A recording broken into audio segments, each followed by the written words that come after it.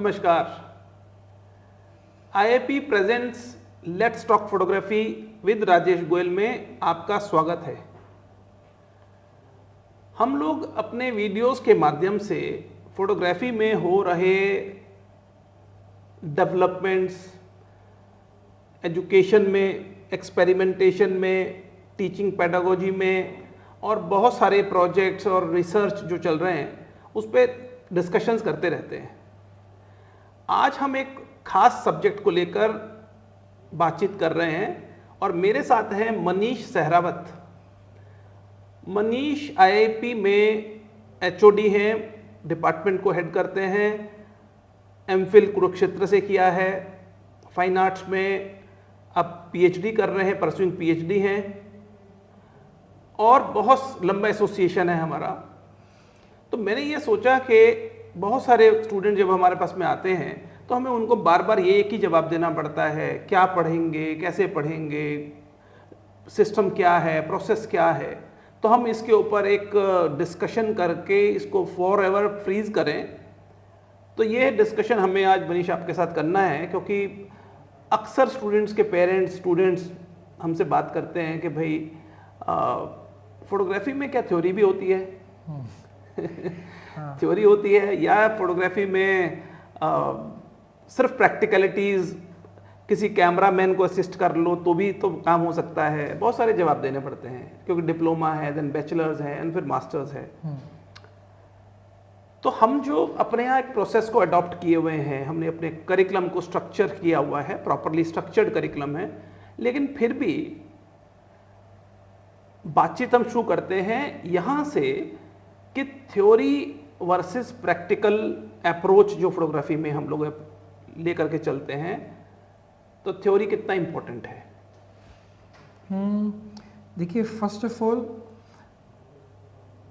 whatever the ideas in which we are working as a human being, चाहे आप किसी भी डिसिप्लिन में पढ़ाई करें, कोई भी डिसिप्लिन हो आपका जिसमें आप पढ़ाई कर रहे हैं, आप इंफॉर्मेशन गेन करते हैं और इंफॉर्मेशन आगे फॉरवर्ड करते हैं। The term theoretical doesn't mean कि क्लासरूम में बैठना है। वो एक may be you can say the marketing term people use कि कितना थ्योरी कितना प्रैक्टिकल है। If you going to ask in manner of historical perspective, आप हिस्टोरिकल पर्सपेक्टिव के बिहाफ में अगर सवाल के जवाब को समझें, फोटोग्राफी प्रैक्टिकल ओरिएंटेड ही है। But this is a one common point जो आपके सवाल का जवाब है। How will you get the information? आपको इन्फॉर्मेशन मिलेगी कैसे? हाउ डू यू नो कि who is a Susan Sontag? What is the role of Ronald Barthes? आपको एंसल एडम या सेबेस्टियन सैलगोडा के कॉम्पोजिशन को और उसके एक्सपोजर कंपनसेशन को क्यों समझना है? इंफॉर्मेशन एक्सपीरियंस से ही मिलती है। Then that experience convert in itself idea और concept which will construct, then people start to utilise that idea. Such as an example, how do someone know कि रूल ऑफ थर्ड्स और golden mean ratio कितना valuable है? कहाँ से आया है वो रूल? तो जितना डेप्थ में जाके आप कंस्ट्रक्टिव क्रिटिसिज्म कर सकते हैं किसी भी टॉपिक के ऊपर, तो आपके पास एक एक्सपीरियंस हो जाता है उस फेनोमेना के ऊपर डिस्कशन करने का। Then you can do the practical activity. Right. आप सीधा कैमरा उठा के अगर फोटोग्राफी करते हैं तो that is also the right way to do, लेकिन उसकी लर्निंग प्रोसेस में क्या क्या बैरियर आ रहे हैं, आप कितना अपने आप को इम्प्रोवाइज कर सकते हैं, ऐसे क्या फैक्टर हैं जो दूसरों के काम में अवेलेबल हैं। देखिए, फोटोग्राफी इज़ इंटरप्रिटेटिव मीडियम, दूसरे विजुअल आर्ट के मीडियम्स भी इंटरप्रिटेटिव हैं, लेकिन फोटोग्राफी के कुछ बैरियर्स भी हैं, सच एज कोई ऑडियो और वीडियो की अवेलेबिलिटी नहीं है, इसके साथ साथ कोई मूवमेंट नहीं है।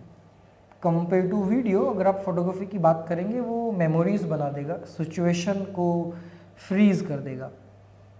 तो आईआईपी के academic department theoretically practically better to say that कि we are believing in more ideas but without giving any constructive information to the student कि एग्जैक्टली आप चाहते क्या हैं। आप जाके किसी स्टूडेंट ने एडमिशन लिया एमएफए में, masters of fine art in photography, और आप उसको टॉपिक पढ़ा रहे हैं what is the validity of portraiture in A street photography. तो कोई ऐसा तो नहीं कि आपने उसको कोई इंफॉर्मेशन या ग्राउंड थ्योरी नहीं दिया है और person just started to do the activities without knowing the head and tail. So there is no theories or there is no practical. Everything is merged together, or it will become experiential और experimental learning. ज़्यादा ज़रूरी point ये है practice करने का. जो India की सबसे बड़ी आर्टिस्ट हैं दयानिधि सिंह मैम, वो खुद कहती हैं कई बार अपने इंटरव्यूज़ में कि ये ज़रूरी नहीं आप कितना फोटोग्राफी कर रहे हैं, आपने जो भी शूट किया आप उसको कैसे डिज़ाइन कर रहे हैं. तो जो आपका सवाल है कि हम कितना थ्योरेटिकली और प्रैक्टिकली अपने आप को डाइवर्सिफाइड करते हैं, हम थ्योरीज को भी प्रैक्टिकली ही कंज्यूम कर सकते हैं. What is practical in some way in which you are going to interact physically or mentally, you are going to interact with the content, it will become practical. तो ये जो perception है, जब हम normal अपने बिहेवियर में during meetings हम बात करते हैं, तो ये क्या पूछना स्टूडेंट्स का गलत है कि थ्योरी क्या है और प्रैक्टिकल क्या है, 80% प्रैक्टिकल है 20% थ्योरी है, मतलब ये इस तरह के फिर क्वेश्चंस क्यों? या फिर हम लोग का एक कहीं पीछे से कोई सिस्टम ऐसा है, लेफ्ट राइट हो गया कि भाई उसको हम लेकर ही चल रहे हैं और आज तक भी हम उसको, अब ये तो आपने जो बताया है कि भाई nothing is theoretical, nothing is that, ये तो एक कॉम्बिनेशन ऑफ बोथ है. एक बात को रूल्स हैं या तो आपके, या फिर आपकी हिस्ट्री है, लर्निंग तो आएगा ही कहीं ना कहीं से, एक्सपीरियंस से ही लर्निंग आता है, लर्निंग से ही बिहेवियर और बिलीफ बनता है. तो ग्रेट मास्टर्स को पढ़ते हैं हम, वो इसीलिए तो पढ़ते हैं, but is that a theory? Yeah, see, anything which is acceptable as a constructive conceptual, when you have a bunch of ideas and they will come together, they will become bucket of ideas, and you can construct your different thoughts, it will become a theoretical part. Such as an example, pictorialism was the time period in 1890s when the English and American photographers were struggling because they didn't get the opportunity to enter in the exhibitions. तो उन्होंने पिक्टोरियलिज्म एक artistic movement का सहारा लिया by doing a like trial and error, bar bar learn करना, exposure की validity को poetic manner से compile करना, कॉम्पोजिशन को पेंटिंग के साथ कैसे जोड़ा जाए. तो जो आपका सवाल है कि थ्योरेटिकल पार्ट को रियल लाइफ में कैसे बयां किया जाए, any information which is literature based can be called a theory. तो such as an example, I am doing a PhD, तो my PhD is totally theoretical, but I also can do practice based PhD or practice led PhD, or I also can do the content based PhD. लेकिन अगर आप practice based PhD कर रहे हैं तो आप तो कंटेंट क्रिएट भी करेंगे, फिर आप उसके ऊपर एनालिसिस करेंगे थ्रू द सैम्पलिंग और अदर, वो थोड़ा हार्ड एजुकेशनल फैक्टर बन जाता है. तो theoretical part, any information which is literature based is basically theory. As an example, sorry answer मैं बहुत लंबा दे रहा हूँ. As an example, someone is interested to talk about the black and white photography. You are teaching someone black and white photography, or not talking about Eugene Smith or Ansel Adams. तो हो सकता है कि आप कुछ एक ऐसा information lack कर रहे हैं जो ज़्यादा ज़रूरी था सीखने वाले के लिए, क्योंकि जो स्टूडेंट पढ़ने आते हैं दे आर ब्लैंक, तो उसको जस्टिफाई करना भी ज़रूरी है, उस एजुकेशन को भी जस्टिफाई करना ज़रूरी है. स्टूडेंट को आप जो इन्फॉर्मेशन देते हैं उस पर ही बिलीव करते हैं. तो सुनने में, समझने में या दूर से देखने पे ज़रूर लगता है कि एकेडमिक्स जो है, वो टीचिंग जो है, इट इज़ ईजी जॉब. वो ज़्यादा सोशल लाइफ की रिस्पॉन्सिबिलिटी बढ़ जाती है आपकी क्लासरूम में. So theoretical part is like even when you writing a conceptual note in your exhibition, that is also the theoretical presentation, or even you're doing exhibition. जो मुझे समझ में आई है आपकी बातचीत से, जो मुझे क्लैरिटी मिली है, वो ये है कि ग्रेजुअली हम लोग एक प्रोसेस को इम्प्रूव करते हैं. टाइम टू टाइम इज़्म्स आए, उसको किसी ने डॉक्यूमेंट किया, और उनको पढ़ना इसलिए ज़रूरी है ताकि पीछे का हिस्ट्री पता लगे. So that is theoretical. देखिए बड़ा सिंपल एग्जांपल है, there is no term like maximalism in manner of photographic language or philosophy of photography and the psychology of photography. there is no term maximalism. लेकिन वो minimalism का anti बन सकता है in manner of denotative manner. Denotative I mean to say in manner of dictionary. If you choose the dictionary as a matrix, so may be people will accept that maximalism is opposite of minimalism. It is the just term, it is a word which I pronounce here. Now how will you connect this term with the real world? maybe Raghubir Singh street photography can talk about maximalism. Yes.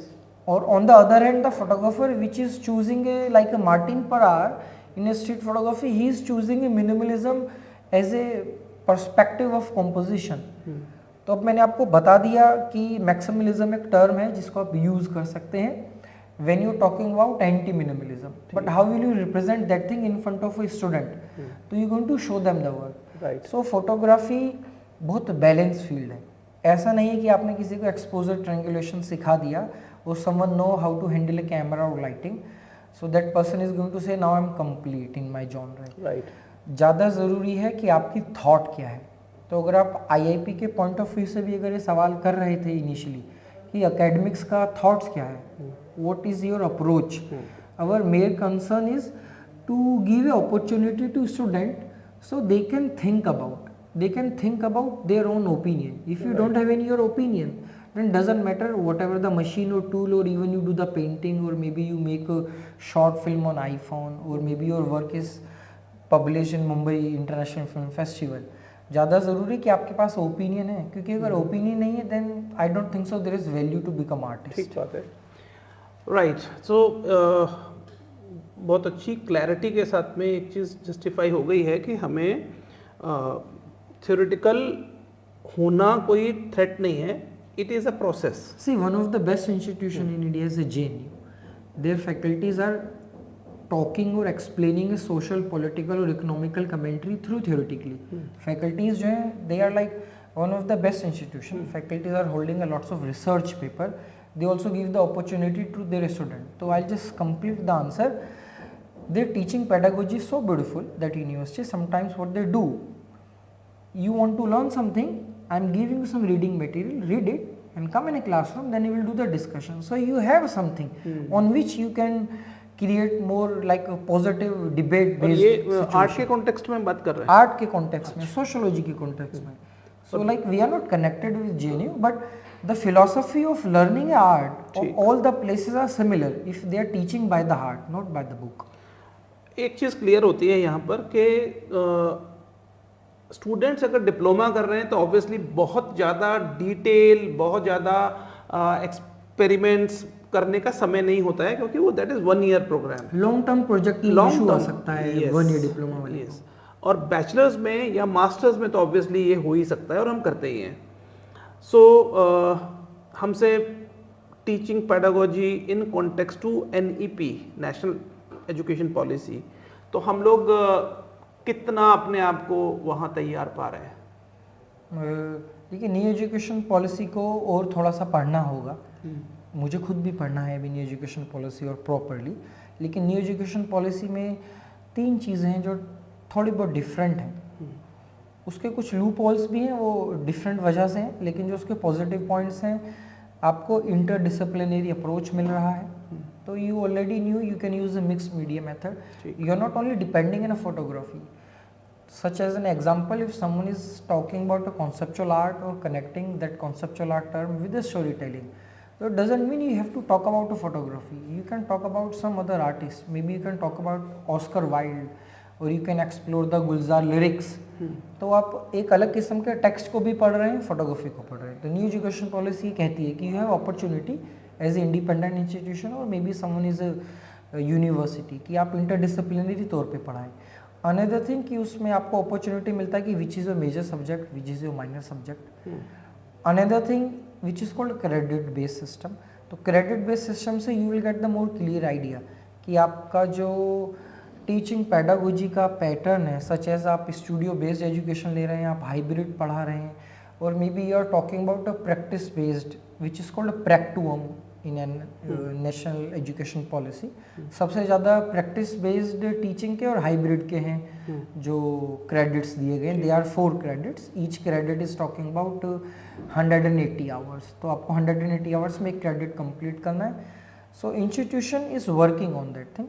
Specifically academic department is in a process, क्योंकि और भी कई सारे factors आ जाते हैं. सच as an example, अगर आप BFA या MFA का कोर्स चला रहे हैं तो क्या उसमें ये भी अपॉर्चुनिटी कि स्टूडेंट अपने फर्स्ट ईयर में अगर फोटोग्राफी में कमर्शियल पार्ट को एक्सेप्ट करता है तो क्या सेकंड ईयर में जाके वो ट्रैवल को भी एक्सेप्ट कर सकता है? और दोनों ही सब्जेक्ट को कंप्लीट करने के बाद अगर वो मेजर सब्जेक्ट में कम नंबर से रह गया, फेल हो गया, तो उसका जो ऑप्शनल सब्जेक्ट था उसमें पास है तो क्या एक्सेप्ट किया जाएगा? ये कुछ टर्म्स हैं जिसको पढ़ने की ज़रूरत है। ठीक। अच्छा, हमारे यहाँ पर मैंने देखा है अक्सर कि हम लोग जो नॉर्मल बिहेवियर है आजकल इंस्टीट्यूशंस में वो डिजिटल फॉर्मेट को ही पढ़ाना है। हम लोग डिजिटल तो करा ही रहे हैं which is need of the hour, और वो प्रोसेस में भी है। हमने अभी तकरीबन आई थिंक 2 साल से एनालॉग सिस्टम को भी पढ़ाना शुरू किया है। हाँ, 1.5 ईयर्स। और हमने चेंज भी देखा है, चेंज देखा है स्टूडेंट्स के बिहेवियर में, उनके थॉट प्रोसेस में, उनकी आर्टिस्टिक जो वो है स्किल या आर्टिस्टिक आउटकम देखा है हमने कि वो मेजरली चेंज हुआ है। देखिए, कई इंडिया में ऐसे बहुत सारे इंस्टीट्यूशन हैं और बहुत बड़े आर्टिस्ट हैं जो अपने लेवल पे तो काम कर रहे हैं। इधर एनालॉग की बात छतरपुर में भी स्टूडियो हैं, मैं उन सर को जानता हूँ। तो कई सारे लोग हैं जो independently, they are the key responsible people. अगर किसी एजुकेशन इंस्टीट्यूशन में फिल्म फोटोग्राफी शुरू हो जाता है या कोई एजुकेशन इंस्टीट्यूशन एक नए तरह की आर्ट की फॉर्म पे एकेडमिक्स में अपने आप को कंज्यूम करने लगते हैं, तो जो फील्ड पे लोग काम कर रहे हैं वही इंस्पायर करते हैं टीचर्स को। फिल्म फोटोग्राफी का सबसे बड़ा फ़ायदा जो है वो ये है कि आप यू ऑलरेडी न्यू कि that film is expensive in now days, क्योंकि ईजिली अवेलेबल नहीं है। Then you have to do everything by yourself और you are not capable to see what you capturing. तो everything is based on visualisation. Ansel Adam का एक project है जिसमें वो म्यूजिक की टोन को सिंक करने की कोशिश कर रहे हैं अपने एक्सपोजर की टोनैलिटी से। तो हो सकता है कुछ लोगों के सिर के ऊपर से कन्वर्सेशन चला जाए ऑडियंस के लिए। तो कहने का मतलब है कि म्यूजिक की टोन ऊपर नीचे जाती है। तो आपका हिस्टोग्राम भी है जो आपको बताता है कि आपका हाईलाइट, मिडटोन, शैडो की क्या अवेलेबिलिटी, ब्राइटनेस का क्या लेवल है। फिल्म फोटोग्राफी और एंसेल एडम के इस आंसर का रिलेशनशिप ये है आपस में, first you have to think, capture less, observe more. आप ज़्यादा ऑब्जर्व करें। कुछ स्टूडेंट्स शूट करते वक्त 2-2 हज़ार इमेजेस एक साथ ले आते हैं, तो उसके कुछ कॉन्स हैं। आप अपने कैमरा की लाइफ को घटा रहे हैं। सेकंड, आप अपनी शटर को ज़्यादा यूज़ कर रहे हैं। Third, you really don't know कि आपने क्यों शूट किया, आपने शूट कर लिया। फोर्थ, अब आपको उस काम को कंपाइल करने में और कितना टाइम कंज्यूम होने वाला है। अनदर बिग थिंग जो डिजिटल में है, you take the things for granted.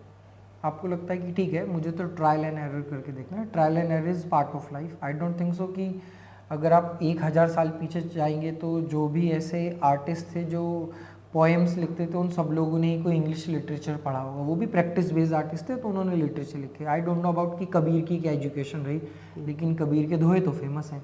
तो self learning is like a biggest tool in life. लेकिन फिल्म फोटोग्राफी से आपको पता चल जाता है कि don't take this medium easily, because photography और पेंटिंग के बीच में वैसे भी 19th सेंचुरी में एक अच्छा कॉन्फ्लिक्ट रहा है। If you talk about the historical part of photography, तो पेंटर्स का पॉइंट बिल्कुल सही है। अगर हम पेंटर्स को कंसिडर करें इस पॉइंट में कि आईआईपी फिल्म फोटोग्राफी पढ़ा रहा है, तो क्यों पढ़ा रहे हैं आप? रीज़न फिल्म फोटोग्राफी पढ़ाने का बस एक ही है, आप उस आर्ट को लेके थोड़ा और रिस्पेक्ट करें। You will take breath in breath out, spend your time in street, observe the things, observe where the light is coming from, why you want to capture the this frame. Because photography और painting में difference है, लेकिन आप उसको philosophically तो तभी दूर कर सकते हैं जब आप हैंडमेड आर्ट बनाएंगे, बिकॉज आप हाथ से बना रहे हैं। So it is interesting to see the things. I am still learning, I am not even the, मुझे नहीं लगता कोई भी फोटोग्राफी मेंटर या टीचर कह सकता है कि they are now perfect. We need a 2 life minimum to say that ki now we will become artists, because we are not capable to reach like Ansel Adams level or other people like S. Paul sir, जिनको भारत का Henry quarter ब्रेसोन बोला black and white minimalism magazine ने, तो उनका exposure कितना perfect style था। तो all in all अगर कंपाइल किया जाए आपके सवाल को जवाब में, फिल्म फोटोग्राफी इसलिए पढ़ाना ज़रूरी है ताकि आपका ऑब्जर्वेशन एटीट्यूड बढ़ जाए। You can see the things, first see then shoot something, क्योंकि फोटोग्राफी करने के बाद आप उसके साथ बहुत कुछ कर सकते हैं। एग्जीबिशन, डिज़ाइनिंग, फोटो बुक, ये सब अपने आप में एक अलग ही मीडियम्स हैं। वहाँ भी आपको कुछ ना कुछ एक्सपेरिमेंट करना होगा। राइट। तो capturing the image is only one point, लेकिन आपको पता है 36 शॉट है, आपके पैसे लगेंगे। अभी तो नहीं 200 रुपये में आ जाता था पहले फिल्म, अभी तो 600-700 रुपये में चला गया है, उससे भी ज़्यादा। अब आपको डेवलपर बनाना है, आपको उसका टेस्ट करना है, फिर आप नेगेटिव को डेवलप करेंगे, नेगेटिव डेवलप हो गया, आप एनलार्जर में जाके उसका प्रिंट निकालेंगे, then after that you are capable to do the review in a classroom. तो how much process you are compiling, right. It is a broader process. हो सकता है नए ज़माने के लोगों को लगे कि वो बोरिंग है, लेकिन जो मुझे फीडबैक स्टूडेंट से मिल रहा है, दे सेड कि सर आई थिंक हम अभी डिजिटल कैमरा कुछ दिन के लिए रख ही देते हैं। This is their opinion. मेरी वरुण से उस दिन वर्ल्ड फोटोग्राफी डे वाले थर्ड ईयर के दिन स्टूडेंट बात हुई थी, और उसने कुछ एक तस्वीरें अपनी हमें दिखाई थी, वो फैशन के कॉन्टेक्स्ट में शूट किए।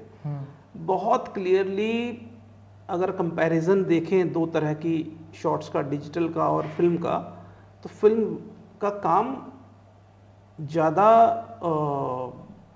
प्रोफेशनल भी और ज़्यादा थॉट प्रोसेस के साथ आया हुआ दिखाई देता है, क्योंकि वो पर्सनल हो गया है मीडियम। क्योंकि अभी आप फिल्म फोटोग्राफी को कम होते हुए देख रहे हो।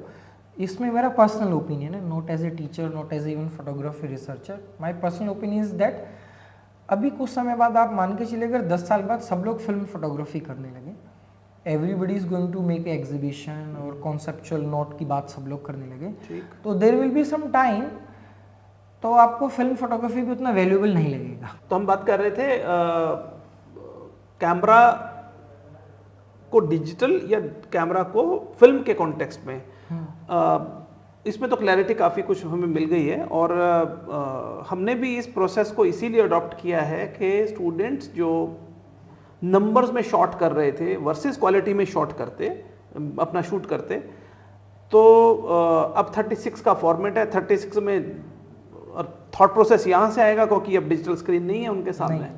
तो बहुत बड़ा चेंज हमने इसमें देखा है। खैर वो बहुत इंस्टीट्यूशन का थॉट प्रोसेस है, और स्टूडेंट्स को भी एक्सेप्ट करने में कोई प्रॉब्लम नहीं हुई है, और क्वालिटी हम देख रहे हैं उसमें। They are more interested, they are spending a time in a dark room. इसके अलावा एक आज की जो डिस्कशन है उसके अंदर एक और पॉइंट जो है हम लोग को डिस्कस करना चाहिए, वो ये है कि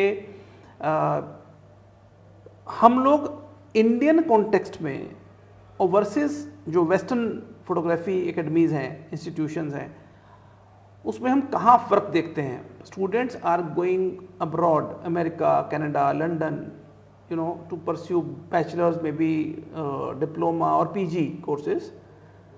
तो क्या हम अभी उनसे पीछे हैं, ऐसा आपको लगता है, या फिर नहीं, अब तो सॉफ्टवेयर भी सिमिलर हैं, मशीन्स भी, कैमराज भी सिमिलर हैं, कोई तो फ़र्क है नहीं? तो कोई अभी फ़र्क बाकी बचा है? नहीं, if you talking about an overall, क्योंकि स्टूडेंट्स हमसे ये क्वेश्चन करते हैं, पेरेंट्स, कि अमेरिका में और इंडिया में, जब कल ही एक स्टूडेंट ने एडमिशन लिया तो उसने ये पूछा कि इंडियन कॉन्टेक्स्ट में फोटोग्राफी की लर्निंग हो रही है वर्सेस यूएस के किसी इंस्टीट्यूशन में, तो फ़र्क कहाँ है दोनों में? See, this question which you asked, it is a broader question. I'll try to compile as much as. We don't need to see or think in this way कि there is a Western education or Indian education. On the manner of context, things can be changed. Such as an example, farmer protest was happened in the past, है ना?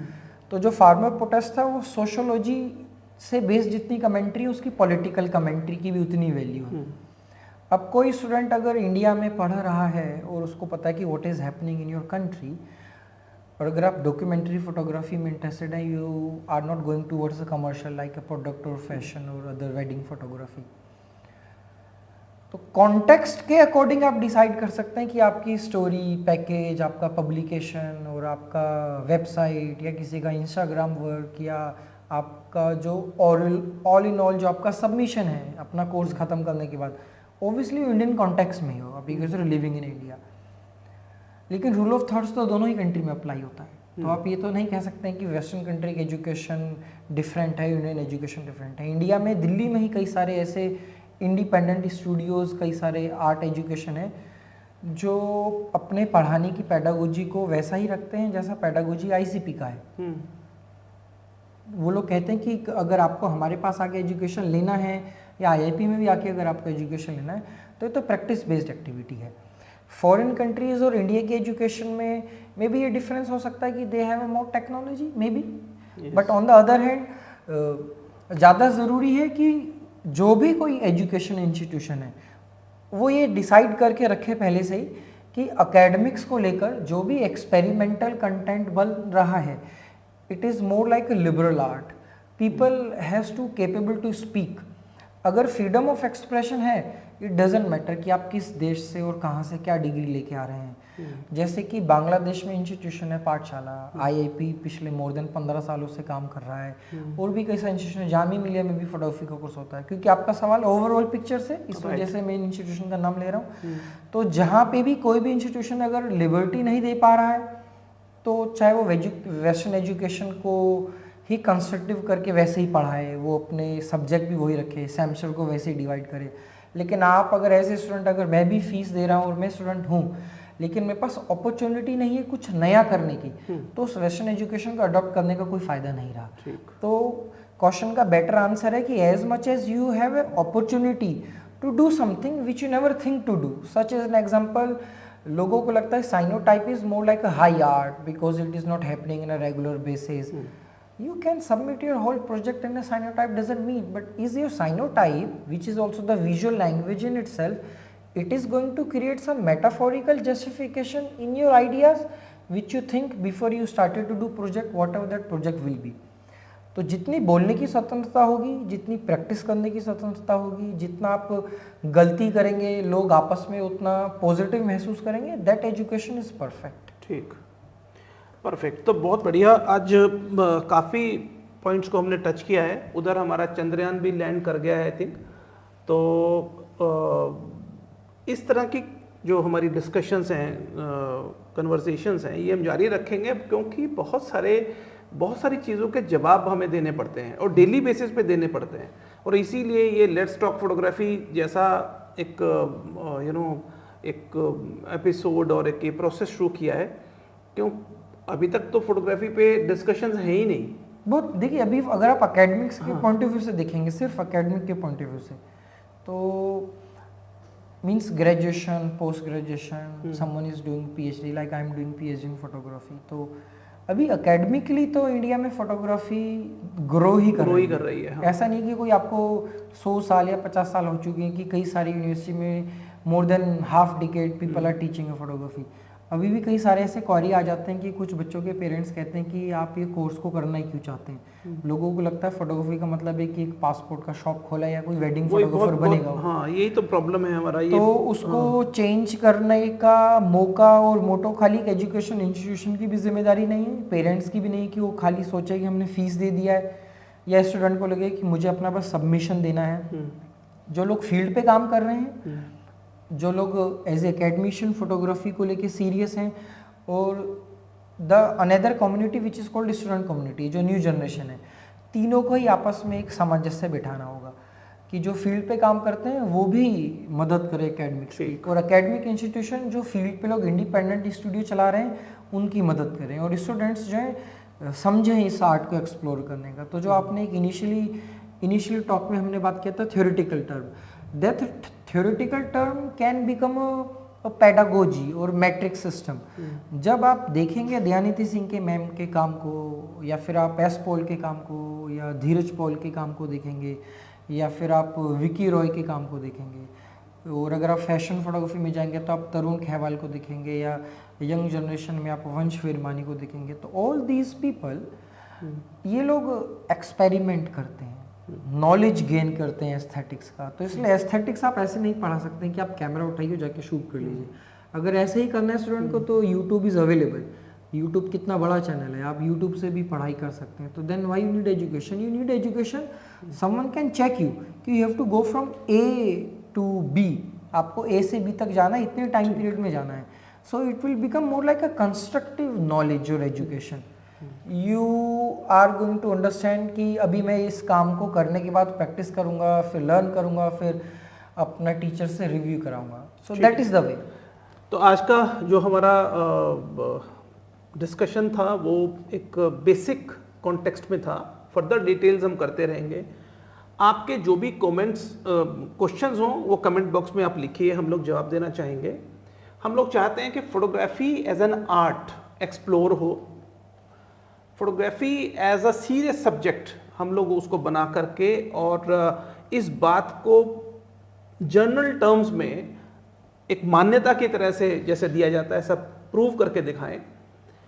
आज का discussion Manish के साथ में बहुत अच्छा रहा, मुझे लगता है आपको पसंद आएगा क्योंकि इसके अंदर काफ़ी सारी इन्फॉर्मेशन है। ऐसे डिस्कशंस हम और भी करते रहेंगे। IIP presents let's talk photography with Rajesh Goyal को आप सब्सक्राइब करें, कमेंट करें, शेयर करें और हमसे जुड़ें। आज के लिए इतना ही, फिर मिलते हैं अगले एपिसोड में। थैंक यू सो मच, नमस्कार। Thank you Manish. Thank you.